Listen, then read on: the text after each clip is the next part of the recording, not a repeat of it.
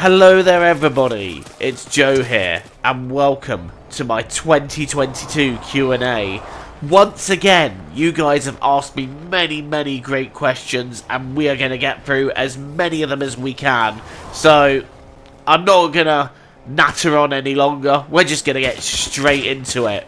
The first question comes from Ms. Needle, and she asks, what made you start a YouTube channel, and where did you get your humour? I started a YouTube channel just because I thought, sod it, you know, it sounds like it might be a laugh, and if I can make other people's day, entertain them, and give other people a laugh, you know, then I've done something right. My aim was to entertain people, and, you know, just to give them a bit of a laugh, and distract them from how messed up life can be, because it can be a messed up thing. There's a lot of bad shit that can happen, and I just wanted to be that distraction, that antidote, you know, just to give people that bit of laughter. And I know that there are people that do get that from my channel, and I'm grateful for every single one of them.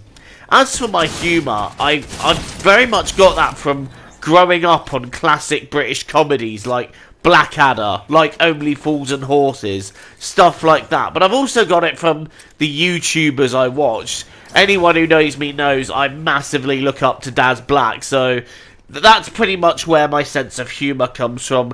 Also, everybody, go check out Ms. Needle's music, because she is brilliant. It's on her channel. I will put a link in the description. Honestly, it is worth checking out. Question number 2 comes from Benji Edwards, who asks, as someone with autism, what is the hardest part of day-to-day life to navigate? I think for me it would be social interaction and maintaining social relationships. I find socialising to be quite difficult, because with autism there does come a level of social anxiety anyway, and I find that I'm always overthinking after I've said stuff like, shit, was that wrong to say? And I'm always overanalyzing it, so I think that aspect of it, as well as managing sensory overload, I think that in it is another thing that I personally struggle with. Bethan Louise wants to know, are you single? Nope, I'm married to my YouTube channel. No, I am single at the moment, and I am quite happily so. Someone who called themselves Demer on TikTok asks, will you please keys without the E? So you want me to kiss? What's a kiss? Why do you want me to kiss? That's not even a fucking word. You need to brush up on your English, mate. Dafter asks, when is What Would Joe Do making a bloody comeback? I tell you what, Dafter. I tell you what. I will make a deal with you.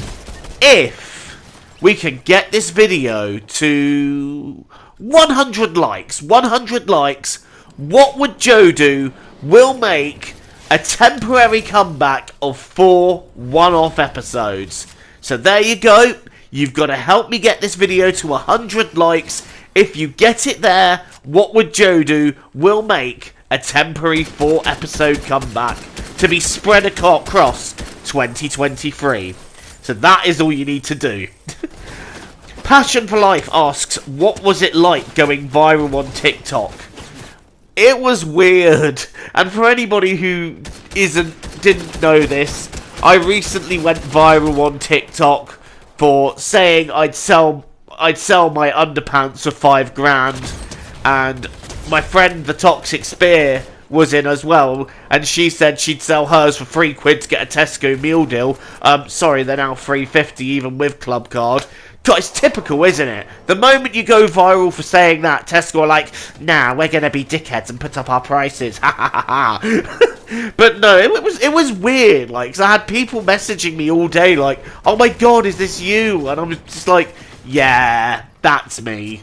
So yeah, that happened. It was a surreal experience, but, you know, I gained a few extra YouTube views from it, and, you know, it was nice for a while to have that kind of recognition, and I hope one day, through doing YouTube, that moment will come again. Bonk asks, is there anything you wish you could go back and do differently, and is there anything you wish you could change about yourself or the world?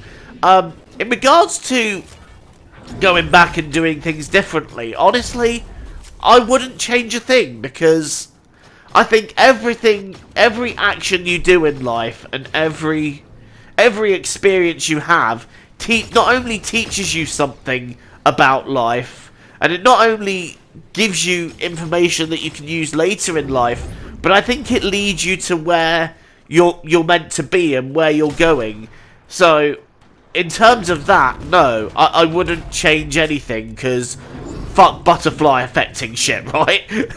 But no, I honestly wouldn't change a thing. I'm quite happy with how things worked out. So, no, I don't think I would change anything. As for, is there anything I wish I could change about myself or the world? I always believe that if you want to see change in the world, as generic as this sounds, you've got to be the change you want to see in the world.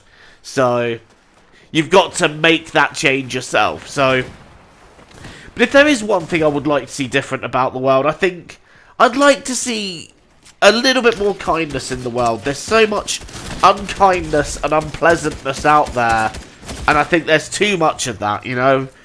I think we should all basically, if you can't be kind, shut the fuck up.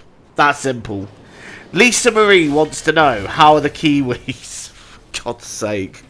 I'm never going to live this down. I'm going to tell this story once more, because every time I do a Q&A, this comes up. But a long time ago, there was this woman I had an altercation with in the shop, and as she walked away from me, she started muttering some very nasty slurs about me under her breath, and I picked up the nearest thing I could find, which happened to be a loose kiwi, and I yeeted it at her. Do I regret this? No, because watching my friend try to tell me off, but nearly peeing in laughter, was one of the most magnificent things I think I've ever seen. Phil Critical Hit asks, what is the biggest lesson you've learned this year? I think for me, the biggest lesson I've learned this year is that it's not how long someone has known you. It is about how well they get to know you and how much effort they're willing to show with you. And I think I've seen more effort from people that have known me, say, a few months or like a year and a half than people that have known me for years and years and years, you know. But not just that, like, some of the people I've met recently, I've been more comfortable with than those I've known, some that I've known for years. So I think, you know, I think the biggest lesson I've learned this year is that time, when it comes to how long you've known someone, isn't everything. It's about the quality of the time you spend with them, how much effort they're willing to put into you, and just how much you click with that person. So, yeah, for me, that's the biggest lesson I've learned this year.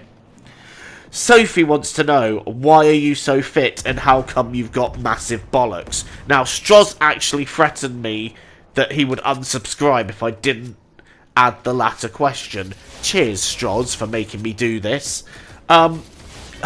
Firstly, I'm really not fit. I am chronically unfit. I probably need to take Papa Swolio's advice on TikTok and go to the fucking gym. But here's the thing.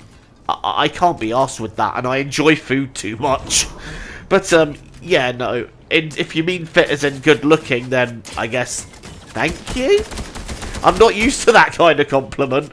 And in terms of my, testicles, shall we call them, I don't think they're any differently sized to what they should. I don't even know why I'm discussing this on a Q&A. I don't even know why I'm discussing this. The Toxic Spear asks, favourite game and the first game you ever played? Well, my favourite game of all time is Dead Space. I adored playing through that game. Absolutely brilliant game. Absolutely brilliant game. Great story. Loved every second of it. And I'm very much excited for the remake of it. I really hope that they capture everything great about it. And that, you know, it doesn't lose out. So, I'm really looking forward to playing that.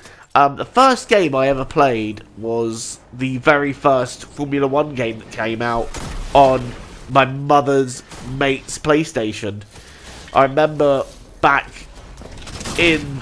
This is going to make me feel so old now, but back in the mid-90s, I was 9 years old, and my mum took me round to her friend's house who had a PlayStation and had the very first Formula 1 game, which had the cars from the 1995 season in it. And straight away I was addicted, and straight away I loved every second of it, and that in turn started my love for gaming. The next year I got a PlayStation for Christmas. I got the Formula 1 97 game and a golf game. I don't know why Mum got me a golf game with it, but it was still great fun to play. I really enjoyed that. Okay, next up we have opinions on Andrew Tate, and that was asked by Matthias White.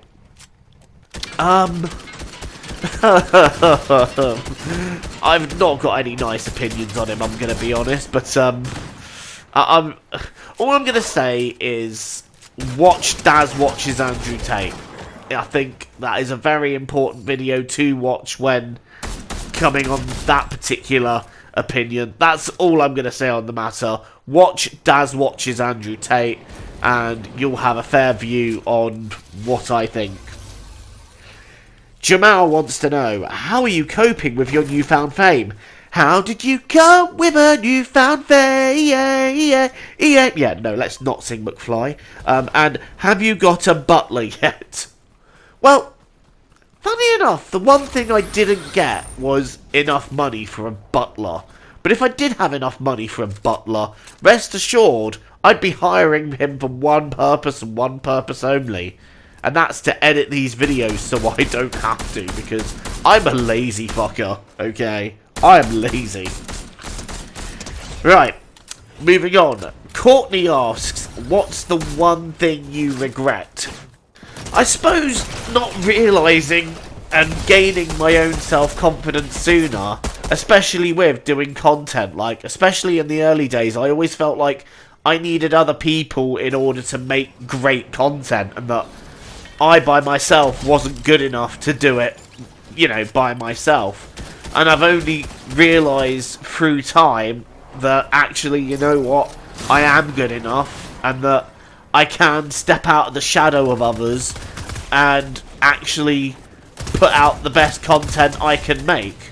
So I think my regret there is that I spent so long thinking I was in the shadow of others that I wasn't finding my niche. And I feel like I've found that now. I just regret how long that took. But, you know, it's a process, and I'm glad to have gone through every step of that process, because it's taught me a lot of things about making content. Pierre Leclerc fan wants to know, what is your 2023 resolution?